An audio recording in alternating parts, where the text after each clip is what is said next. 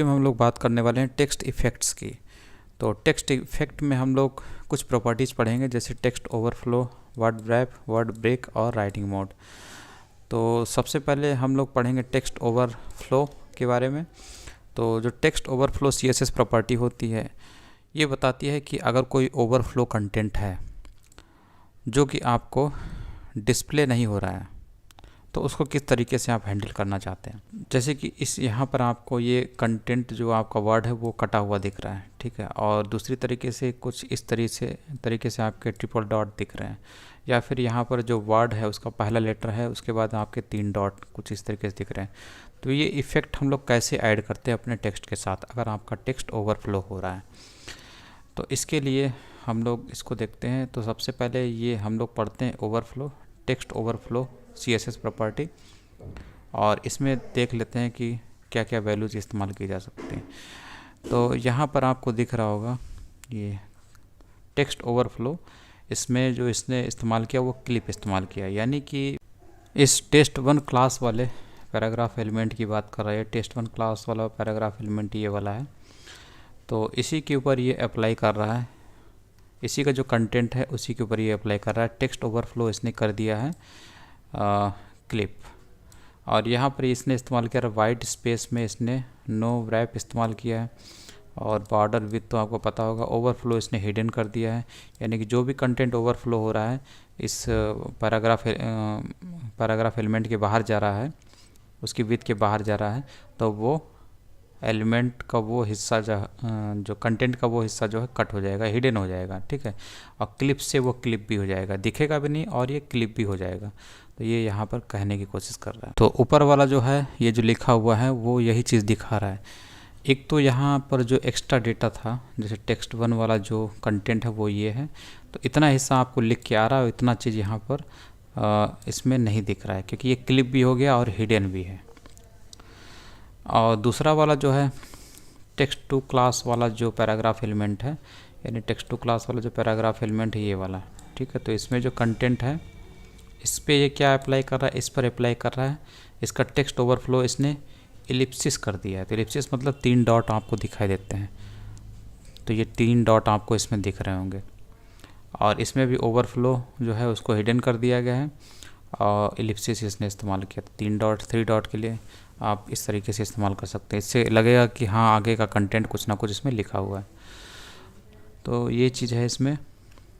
और तो ये 2 प्रॉपर्टी हो गई आपकी, ये एक तो टेक्स्ट ओवरफ्लो, और ओवरफ्लो तो आपको पहले से पता होगा, और वाइट स्पेस आपने नो रैप इस्तेमाल किया। और उसके बाद ये बता रहा है कि ओवरफ्लो को अगर आप विजुअल कर देते हैं तो क्या होगा। The following example shows how you can display the overflowed content when hovering over the element. ये बोल रहा है कि जैसे ही आप माउस कर्सर अपना उस कंटेंट के ऊपर ले जाएंगे तो उसका जो ओवरफ्लो है वो आपको विजुअल होता हुआ दिखेगा। तो यहाँ पर ओवरफ्लो हिडन किया गया है, और फिर उसके बाद बॉर्डर भी लगाया गया है, और यहाँ पर जो पोर्शन है ओवरफ्लो इसको विजुअल कर दिया गया है जब इस कंटेंट के ऊपर हम लोग माउस ले जाते हैं। तो ये कुछ इस तरीके से दोनों जगह पे दिख रहा है। तो यहाँ पर तो इसको किस तरीके से किया गया है यहाँ पर दिया हुआ। तो यहाँ पर जो टेक्स्ट ओवरफ्लो प्रॉपर्टी इसने इनलाइन स्टाइल से यहाँ पर अप्लाई किया है। वही मैं देख रहा था कि यहाँ पर अप्लाई नहीं हुआ है, फिर भी ये कहाँ से एलिप्सिस आ गए, और ये क्लिप वाला इस्तेमाल हुआ है यहाँ पर, और यहाँ पे एलिप्सिस इस्तेमाल हुआ है। तो दोनों देखिए, यहाँ पर एलिप्सिस इस्तेमाल हुआ 3 डॉट वाला, तो टेक्स्ट ओवरफ्लो प्रॉपर्टी में एलिप्सिस वैल्यू, तो उसके लिए 3 डॉट आ गए यहाँ पर। और यहाँ पर टेक्स्ट ओवरफ्लो दूसरा वाला जो टेक्स्ट ओवरफ्लो में इसने वैल्यू क्लिप इस्तेमाल किए। तो इनलाइन स्टाइल से यहाँ पर इनलाइन तरीके से यहाँ पर CSS अप्लाई की गई इन पर्टिकुलर डिव एलिमेंट को। तो इसमें आप देखिए यहाँ पर जैसे ही ये जो टेस्ट क्लास वाले जो एलिमेंट हैं यानी डिव एलिमेंट हैं, ये जो डिव एलिमेंट है इनके ऊपर ये जो जैसे ही माउस से हावर करेंगे तो ये इनका जो ओवरफ्लो कंटेंट है वो विजुअल हो जाता है। तो जैसे ही ऊपर ले जाएंगे तो ये विजुअल हो जा रहा है। ये चीज़ है इसमें। तो इसमें तो कुछ करना नहीं है, इसमें बस ये दिखा रहा है और हावरिंग का इफेक्ट दिखा रहा है। उसके बाद है वर्ड रैपिंग। तो word wrapping property allows long words to be able to be broken and wrap on to the next line. Word wrapping का मतलब ये होता है कि जो एक्स्ट्रा लाइन होती है उसको ब्रेक करके वो नीचे लाइन में एडजस्ट करता है, यानी कि ओवरफ्लो होने नहीं देता है, इसके कहने का ये मतलब है। तो if a word is too long to fit within an area it expands outside, तो बाहर की ओर एक्सपैंड हो जाता है। तो उस केस में क्या इस्तेमाल किया था, वर्ड व्रैप प्रॉपर्टी इस्तेमाल की जाती है। It allows you to force the text to wrap even if it means splitting it in the middle of the word. तो ये कुछ इस तरीके से इस्तेमाल होता है, जैसे जो आपको लाइन ये एक्स्ट्रा बाहर की ओर दिख रही थी वो इसी में जाके ब्रेक करके नीचे तोड़ दी गई। Allow long words to be able to be broken and wrap on to the next line. तो यही चीज़ है, वर्ड व्रैप प्रॉपर्टी इस्तेमाल की जाती है। जो भी लंबी लाइन होती है उसको ब्रेक करके नीचे वाली जो नेक्स्ट लाइन होती है वहाँ पे उसको सेट कर दिया जाता है, ताकि कोई भी कंटेंट जो है वो अपने एलिमेंट की साइज से बाहर ना निकले। और इसमें आप ये वैल्यू इस्तेमाल करते हैं, इससे क्या होता है जो वर्ड होता है उसको ब्रेक करके नीचे लाइन को एडजस्ट किया जाता है। तो कुछ इस तरीके से है जैसे यहाँ पर दिया हुआ। तो यहाँ पर ये जो विद इसकी 11 EM रखी गई है, और इसकी वजह से इस जो आपका पैराग्राफ एलिमेंट है, टेस्ट क्लास वाला पैराग्राफ एलिमेंट है, उसकी जो विद इतनी रखी गई है, तो जैसे ही आपका जो कोई लाइन है इससे बाहर जाता है तो फिर वहाँ पर वर्ड व्रैप प्रॉपर्टी का आप इस्तेमाल करके और इसमें ब्रेक वर्ड वैल्यू डाल के उसको उसी कंटेंट के यानी इसी साइज के अंदर रख सकते हैं।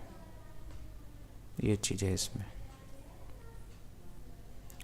तो ये वर्ड व्रैप प्रॉपर्टी है जिसमें आपने इस्तेमाल किया ब्रेक वर्ड नाम की वैल्यू। एक्स्ट्रा जो लाइन निकल जाती है अपने एलिमेंट से बाहर निकल जाती है, उसको उसी एलिमेंट के अंदर रखने के लिए आप क्या इस्तेमाल कर सकते हैं, वर्ड को ब्रेक कर सकते हैं और ब्रेक करके अगर जो आगे वाली लाइन है उसको नीचे रख सकते हैं। उसके बाद है वर्ड ब्रेकिंग। ये बता रहा है कि वर्ड ब्रेकिंग जो प्रॉपर्टी है it specifies line breaking rules. तो ये लाइन ब्रेकिंग रूल को स्पेसिफाई करती है। तो जैसे कि यहाँ पर वर्ड ब्रेक किया जा रहा है लेकिन कीप ऑल लिखा हुआ है, और एक है वर्ड ब्रेक ऑल। इनका क्या मतलब होता है, तो इनका क्या मतलब होता है आपको यहाँ से समझ में आ जाएगा। तो यहाँ पे देखिए, यहाँ पर इसने ऊपर वाला जो टेक्स्ट 1 वाला जो पैराग्राफ एलिमेंट है उसमें कीप ऑल रखा है। तो इसका मतलब है यहाँ पर लाइन ब्रेक वर्ड ब्रेक तो होगा, यानी कि जो लाइन एक्स्ट्रा निकली हुई थी वो ब्रेक तो होगी, लेकिन सभी जो वर्ड हैं उनको रखा जाएगा। मतलब उनको बीच से ब्रेक नहीं किया जाएगा किसी भी वर्ड को। और इसमें जो है सेकंड वाला जो है यहाँ पर लिखा हुआ है कि वर्ड ब्रेक होगा, लाइन जो एक्स्ट्रा निकली हुई है एलिमेंट से बाहर, पैराग्राफ एलिमेंट से बाहर, उसको नीचे उसी एलिमेंट के अंदर रखने के लिए कहीं से भी वर्ड को ब्रेक किया जा सकता है। ठीक है, तो यहाँ पर देखिए हर एक जगह पर यहाँ पर कंटेंट्स को ब्रेक कर दिया, यहाँ पे लाइंस को ब्रेक कर दिया, यहाँ पे करेक्टर में सी अलग कर दिया, करेक्टर अलग हो गया, करेक्टर को ब्रेक कर दिया। तो ये सभी जो भी एक्स्ट्रा निकल रहे थे उन सभी को इसने कंटेंट एलिमेंट के अंदर रखने के लिए हर एक वर्ड को ब्रेक कर दिया। तो हर एक वर्ड को आप ब्रेक करना चाहते हैं तो ब्रेक ऑल लिखेंगे। अगर वर्ड को ब्रेक नहीं करना चाहते हैं बल्कि सिंपली पूरी जो लाइन है उसको अंदर रखना चाहते हैं लेकिन वर्ड को ब्रेक नहीं करना चाहते हैं, तब आपको कीप ऑल इस्तेमाल करना चाहिए जैसे यहाँ पर है। उसके बाद CSS राइटिंग मोड। तो writing mode property specifies whether lines of text are laid out horizontally or vertically. Some text with a span element with a vertical writing mode. The following example shows some different writing modes. तो ये writing mode की बात यहाँ पर कर रहा है। को 3 वैल्यू दिख रहे हैं। एक तो हॉरिजेंटल TB है, इसका मतलब होता है कि जो आपका कंटेंट है वो horizontally left to right flow करेगा और vertically top to bottom flow करेगा। वहीं जो वर्टिकल RL है इसका मतलब है कि जो आपका कंटेंट होता है वो vertically top to bottom flow करता है और horizontally right to left flow करता है। और जो तीसरा है वर्टिकल LR, इसका मतलब है कंटेंट जो होता है वो vertically top to bottom flow करेगा और horizontally left to right flow करेगा। तो इस तरीके से आपके हॉरिजेंटल TB, वर्टिकल RL और ये वर्टिकल इसको LR होना चाहिए, यहाँ पर वर्टिकल RL लिखा हुआ है। तो इस एग्जांपल को हम लोग देख लेते हैं।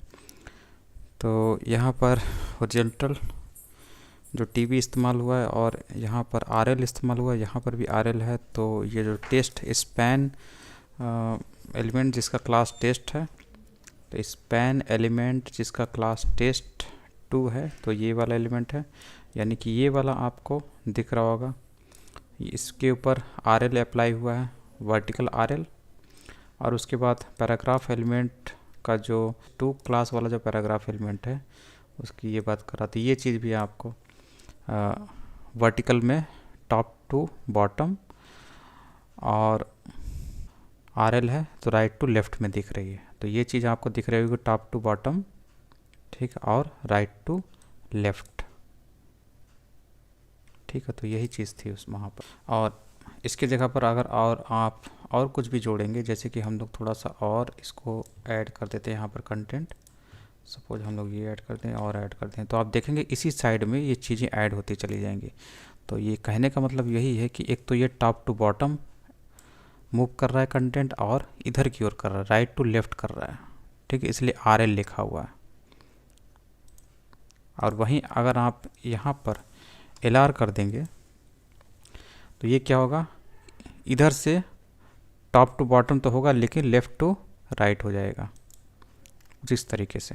जैसे देखिए पहली वाली लाइन ये आई, ठीक है, उसके बाद अगली लाइन ये आ रही है, ठीक है, उसके बाद अगली लाइन ये आ रही है, यानी टॉप टू बॉटम तो चल ही रहा है लेकिन